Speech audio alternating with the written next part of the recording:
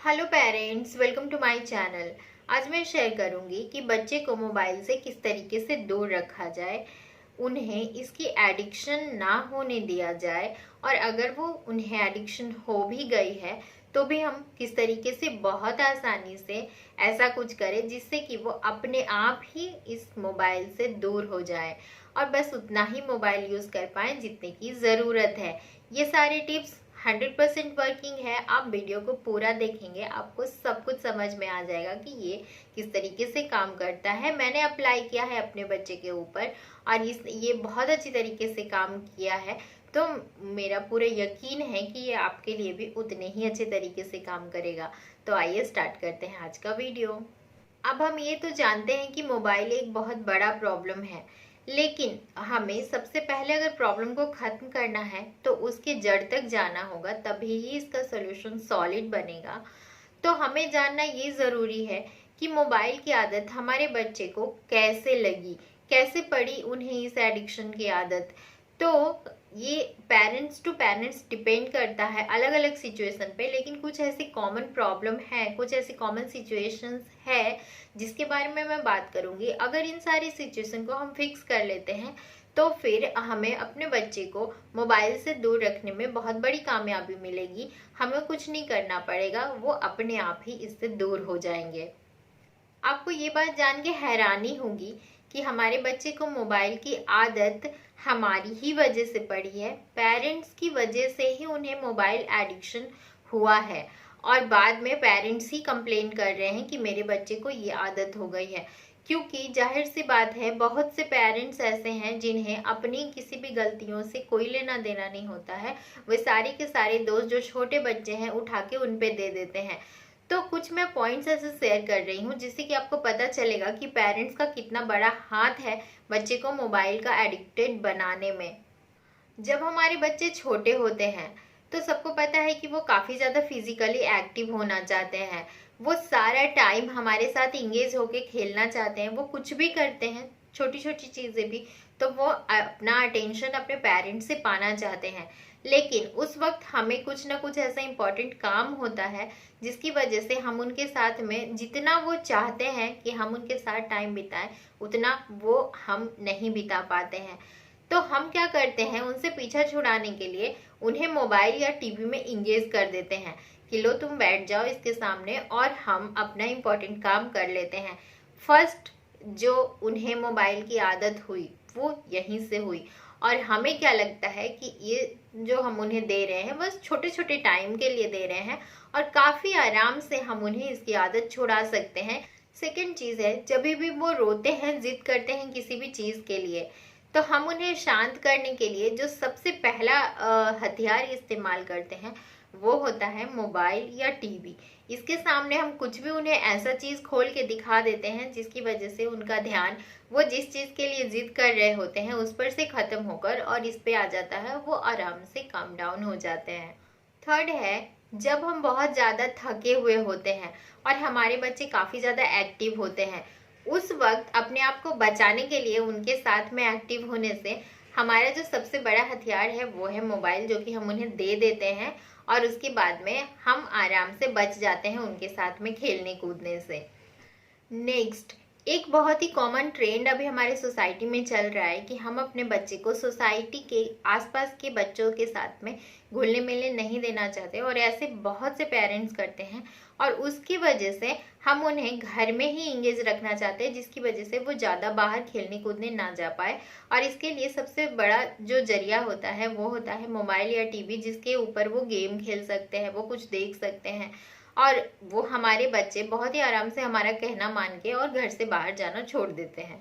Next, जब भी हम अपने बच्चे को कुछ सिखाना चाहते हैं जैसे कि poem, alphabets, counting, potty training, brush करने की ट्रेनिंग, ये सारी चीज़ें हम उन्हें बहुत ही आराम से मोबाइल के थ्रू दिखाते हैं और उन्हें सीखने के लिए प्रेरित करते हैं।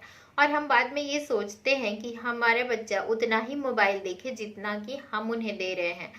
तो बच्चे कोई रोबोट नहीं है जिसमें कि आप जितना उनमें कमांड डालोगे वो उतना ही करेंगे। They are just a human being, और आप जिस तरीके की आदत उन्हें देंगे वो आदत उनमें डेवलप होती जाएगी और ये चीज़ कब जाके एडिक्शन का रूप ले लेगी आपको पता भी नहीं चलेगा।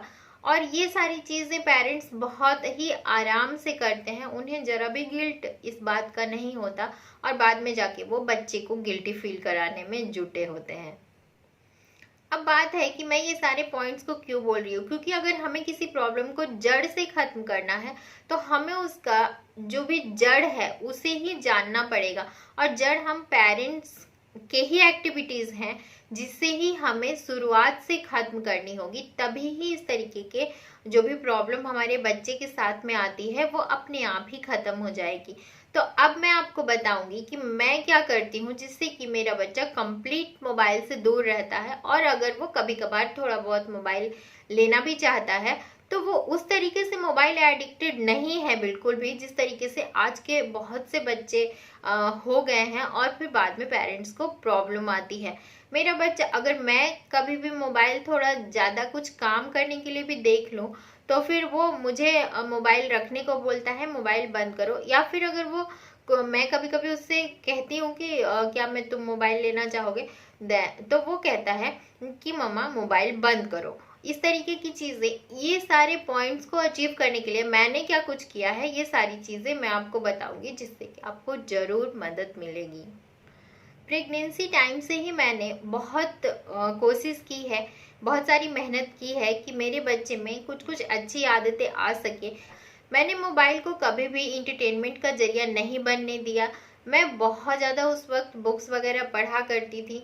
उसके बाद में बहुत ज़्यादा फिजिकल एक्टिव रहती थी, बहुत ज़्यादा नेचर से जुड़ी हुई रहती थी उस वक्त। लेकिन मोबाइल मैंने बस उतना ही देखा है जितना कि मुझे ज़रूरत, जैसे कि मुझे किसी चीज़ को सर्च करना हुआ, मैं कुछ नहीं जान रही हूँ, कुछ ज़्यादा चीज़ मुझे अगर कुछ सीखना हुआ तो वो उन सारी चीज़ों के लिए मैंने मोबाइल यूज़ किया है। उससे ज़्यादा इंटरटेनमेंट के लिए कभी भी यूज़ नहीं किया। बेबी के आने के बाद बहुत से लोगों ने मुझे कहा कि बेबी को अगर वो रोता है तो टीवी के सामने उसे लिटा दो तो फिर वो देखते रहेगा और चुप रहेगा।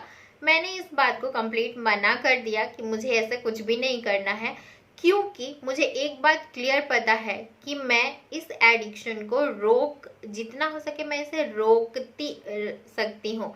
लेकिन एक बार जब वो एडिक्टेड हो जाएगा तो सिचुएशन मेरे बस में नहीं रहेगी और उस वक्त मुझे बहुत ज़्यादा मेहनत करनी होगी। अगर मुझे इस चीज़ को चेंज करना है तो क्यों ना मैं आज से ही मेहनत करूं, जिससे कि उसे इस तरीके की प्रॉब्लम हो ही ना।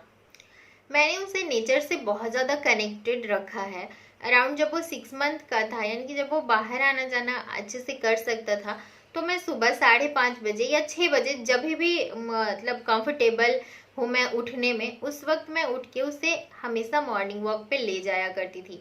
आधे घंटे 1 घंटे तक का मॉर्निंग वॉक मैं उसे उसी वक्त से दे रही हूँ। से ही मॉर्निंग वॉक, इवनिंग वॉक करने की आदत हमेशा से डाली है। बच्चों के साथ खेलना उसे बहुत पसंद है, तो मैंने शुरुआत से ही उसे इस तरीके से रखा है कि वो बहुत से बच्चों के साथ खेल सके। आप यकीन नहीं करोगे, 11 मंथ का था जब वो, तो फिर मैं उसे एक प्ले ग्रुप में जाकर मैंने बात किया जहाँ वो कंफर्टेबल था जाने में 15 दिन 20 दिन, तो मैं उसे वहां पर लेके गई। उसके बाद में जब वो थोड़ा सा मतलब उसे लगने लगा कि हाँ ठीक है, वो कुछ और भी एक्टिविटीज में एंगेज हो गया, तो फिर वो वहां से हट के फिर दूसरे तरह के एक्टिविटीज में वो जाने लगा। बुक्स मैंने उससे बहुत अर्ली एज से इंट्रोड्यूस किया है, इसीलिए आज भी जब मैं उसे बोलती हूँ कि चलो बुक्स पढ़ते हैं तो वो बहुत ज़्यादा एक्साइटेड होकर वो बुक्स लेकर आता है और उसमें बहुत सारी चीज़ें वो जानता है।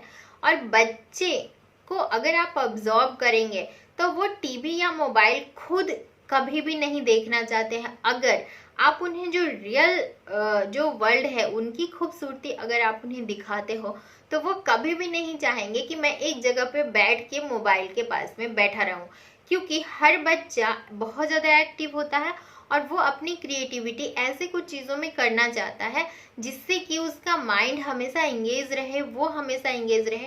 क्योंकि बच्चे थकते बिल्कुल भी नहीं है कि वो आराम से बैठ के टीवी देख सकें।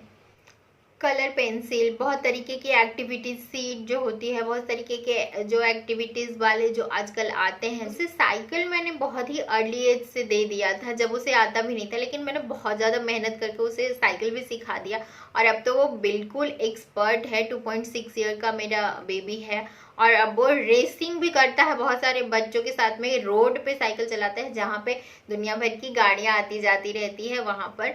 तो इस तरीके से मैंने उससे हमेशा ही किया है ताकि वो बाहर इतना ज़्यादा इंगेज हो जाए कि उसे मौका ही नहीं मिले बोर होने का, जिससे कि वो देखे कि मुझे एंटरटेनमेंट कहाँ मिलेगा, तो फिर वो मोबाइल की तरफ अट्रैक्ट हो। ऐसा सिचुएशन मैंने कभी दिया ही नहीं है कि वो अकेलापन फील करे, वो बोर हो सके।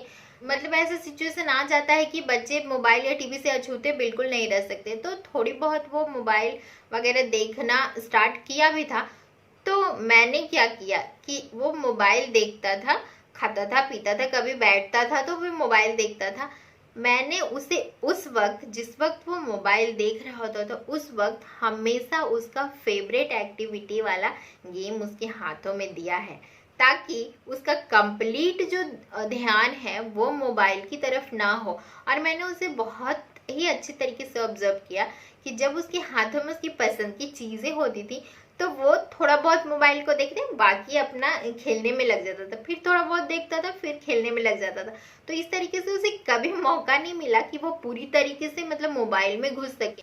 अब बहुत से पेरेंट्स ऐसा गलती करते हैं कि अगर उनका बच्चा थोड़ा बड़ा है और अगर वो मोबाइल मांगना चाहता है, टीवी देखना चाहता है, तो वो कंप्लीट मना कर देते हैं कि नहीं, बस ये से ये टाइमिंग ही है जिसमें तुम मोबाइल देख सकते हो, बाकी के टाइम पे पढ़ाई करो, दोस्तों से भी मत मिलो, खेलो भी मत।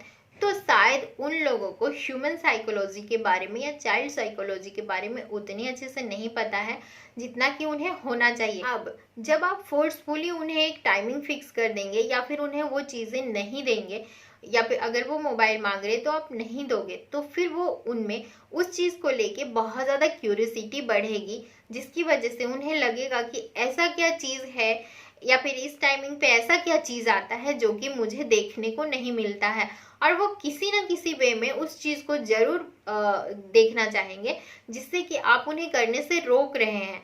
मेरे बेबी ने जब भी मोबाइल देखा, उसे अपने आप से चलाना आता है, आजकल हर बच्चे को आता है, वो जो भी देखना चाहे वो देख सकता है। मैंने कभी भी मना नहीं किया, क्योंकि मुझे मालूम है कि अगर मैंने मना किया तो वो इस चीज़ को लेके क्यूरियस हो जाएगा कि ऐसा क्या चीज़ है जो कि मतलब मुझे मना किया जा रहा है देखने से।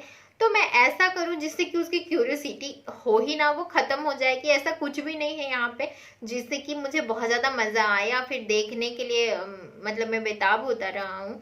तो इस तरीके की फीलिंग उसे नहीं आती है। वो जो भी चाहे देख सकता है, 1 मिनट 2 मिनट जो भी वो देखता है, उससे ज़्यादा वो देखता ही नहीं, क्योंकि उसे पता है कि जो रियल वर्ल्ड में जो भी मैं करता हूँ वो काफ़ी ज़्यादा अच्छा है मेरे लिए। हम कहीं भी जाते हैं तो उसे हमेशा साथ रखते हैं, शॉपिंग पे जाए, कहीं घूमने जाए, किसी के घर जाए, वो हमेशा ही हमारे साथ रहता है। हमेशा घर की हर एक्टिविटी में वो मेरे साथ रहता है, चाहे वो झाड़ू करना हो, पोछा करना हो, खाना बनाना हो, कुछ भी करना हो, कपड़े सजाना हो, मतलब जो भी एक्टिविटी हम करें वो उसमें वो हमेशा शामिल रहे, जिससे कि उसे बोर होने का मौका ना मिले।